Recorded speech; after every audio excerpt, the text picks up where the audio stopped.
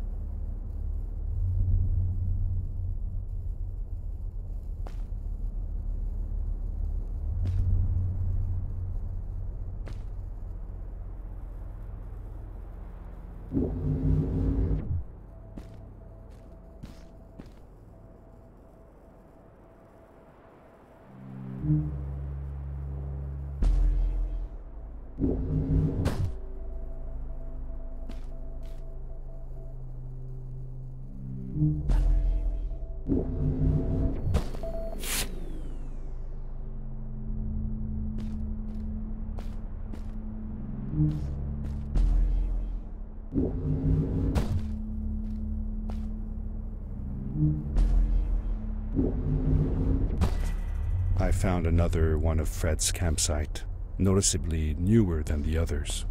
The fire was still smoldering, and I could faintly pick up the smell of the aftershave he always used. I was closing in on him. I could feel it. He had left some tools behind that I could use to repair my boots.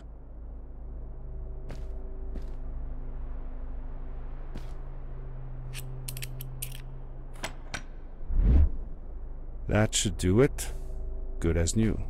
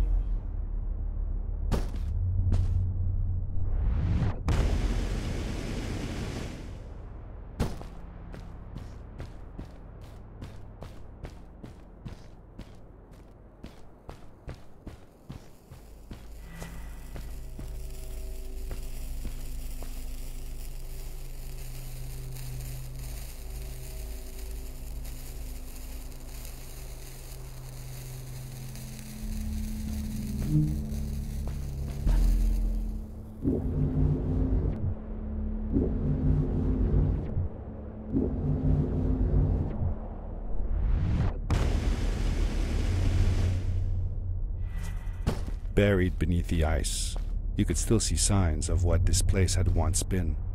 Something not unlike the caves where the village lay.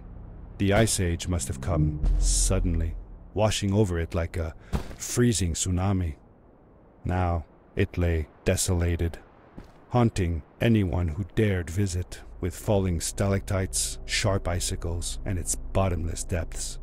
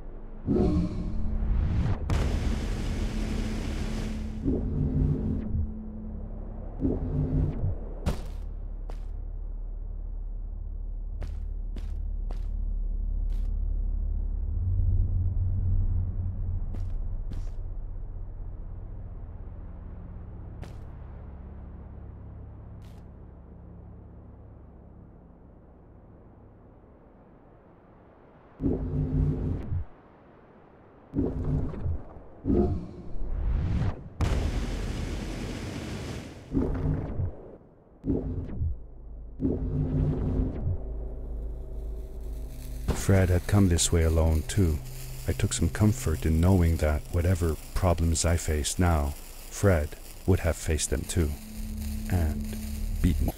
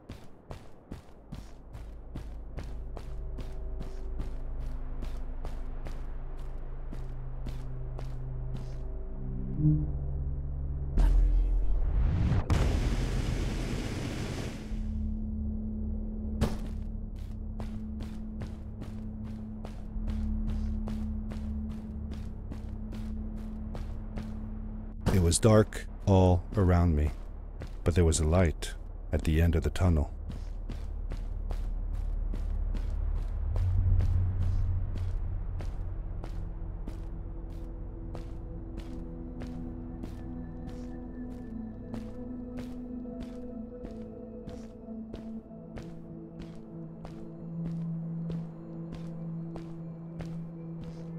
Hello? Nephew? Uncle Fred, I finally found him. My little boy. I'm glad to see you. And you're wearing the suit I made you. But how can you be here? I said that I found the suit in his workshop and that I came looking for him. I'm sorry for being away for so long. But I've been busy down here, you see. The frog people. That was an experiment of mine. Do you remember the eggs I found before? I sent them here by accident, and I had to follow. By the time I got here, they were already growing. These caves were empty before, but my experiment has made them full of life. I've conducted research on them and documented everything about them.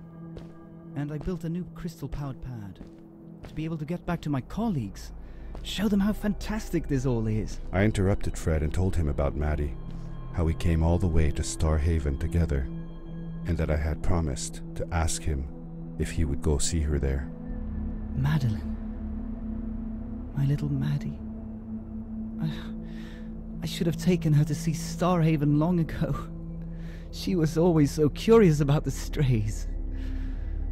When I left her, I wanted to protect her. Or rather, protect myself from losing her. I've changed my mind. I'm not going home. What does research or praise matter when I can be here with these creatures? They need me. And it's just as well. I don't trust this pad for more than one ride anyway. You need that ride. I didn't want to go home, and I asked if I could stay with him and Maddie instead. I'm sorry, nephew. As much as I enjoy having you here, you must go home. Explore the world on your own. Have your own adventures. I reluctantly agreed to go home. I was going to miss my uncle. I will miss you too. But I'm sure you'll do phenomenal on your own. And don't worry about me or Maddie. We'll be fine. The pad is yours, boy. When you're ready.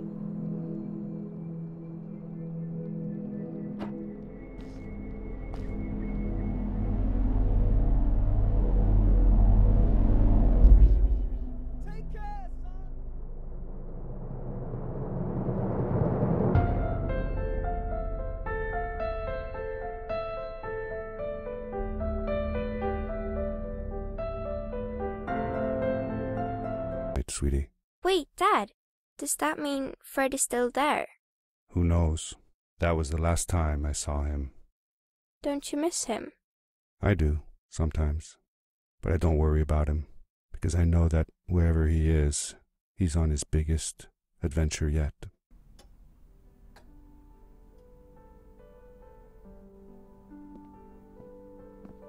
Dear Fred, today I step into the lobby of your house for the last time.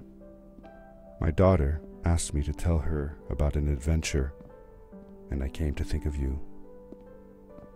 Your house looks just like my mother and I left it years ago. After you'd gone, was sure she was going to throw out all your stuff, but she just cleaned up. We made you a small memorial.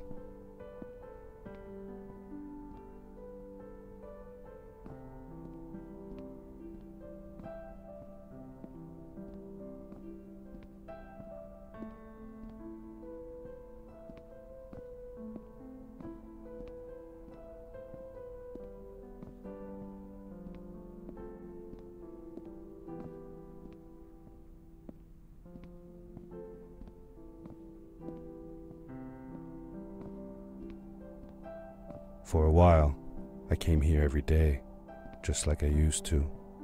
Sometimes, I could even faintly hear your voice, calling from the observatory, asking me to get you this tool or that. I never told my mother about that day.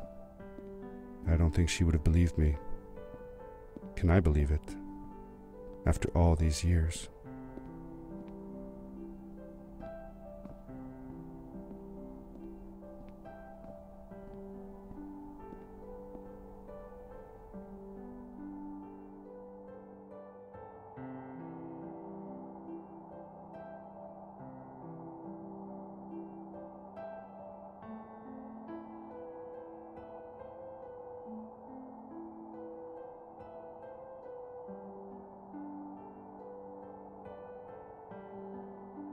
Uncle Fred, thanks to you, I have found an even greater adventure. Thank you.